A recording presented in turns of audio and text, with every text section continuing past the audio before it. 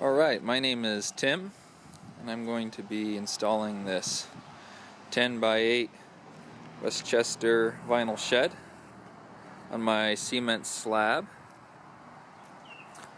Shed is going to replace these outbuildings, which I use right now to store the lawnmower. Eventually I'd like to get a riding lawnmower. I'll need a little bit bigger shed. These buildings are falling apart anyway, and I'd like to tear them down. So I'm not going to anchor the shed to the concrete. Instead, I'm going to build a wooden floor. I'm going to put it up on some cement blocks to let water run off. I have my lumber from Menards, a bunch of 2x10s, both 10-foot and 12-foot lengths, 3/4 plywood. Everything's treated, exterior grade. Should last for a while. Alright, I've cut my 12-foot boards down to 10.5 feet. Started installing the joist hangers.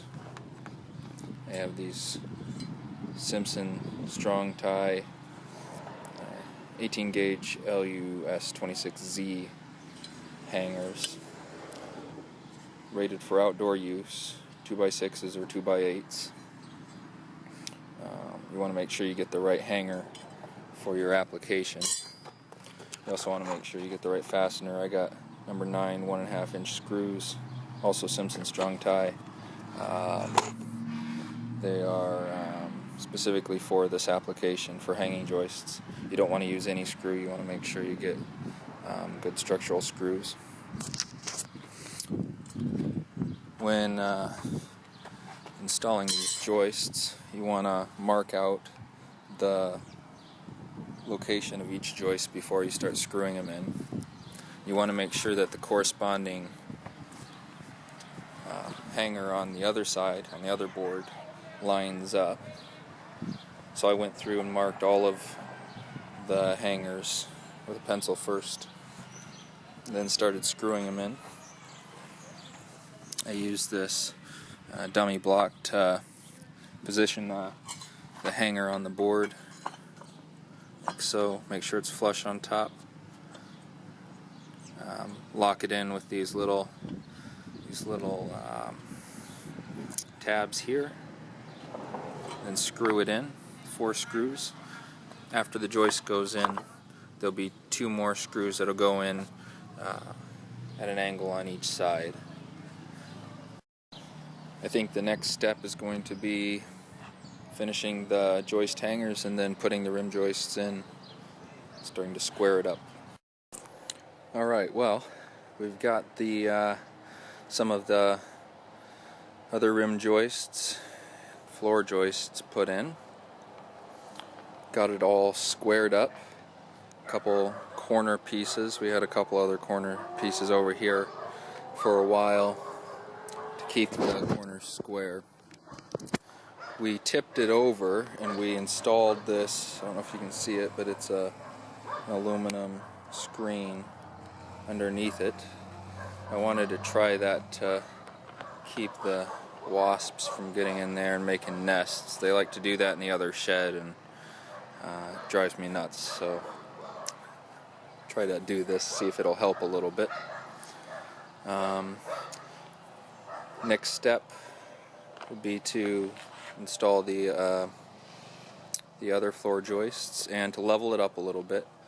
Right now the driveway is sloping towards the yard to let water run off, and I'd like to level the shed a little bit more, so I think I'll put some wooden shims under some of these corner blocks to bring it up about an inch or two, level it up a little bit, and then I'll put the decking down. So I think that's it for tonight.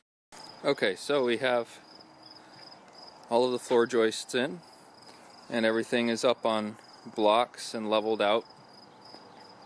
Since the driveway slopes, I cut wooden blocks to prop the floor up in areas where it was low. This corner is the highest corner. The wood we got turned out to be a little warped. The 12-foot boards used along this edge had a little bit of a warp at the edge that makes them not, the floor won't be completely flat. So if it turns out to be a problem, I might put a sill around the edge and rip it to make it flat. Another thing that we found out is that when we screw the joists together, they'd have a tendency to pull apart, like this one here. And so what we did on some of them is actually screw them into the rim joist before we screwed the joist hanger to the joist. So a few lessons learned. A few of the boards had some high spots due to them just not being perfect. So I took a little hand planer, and that's why there's some wood chips in there. So next step is to put the plywood on. Alright, got the plywood on, screwed down. A little bit of an overhang here I need to trim up. Did screws every 6 inches around the edge, every 12 inches on the inside. Pretty sturdy, pretty level. Little low spot in this corner, about 1/8 of an inch dip, but not a big deal. Pretty happy with how it turned out. These are the screws I used.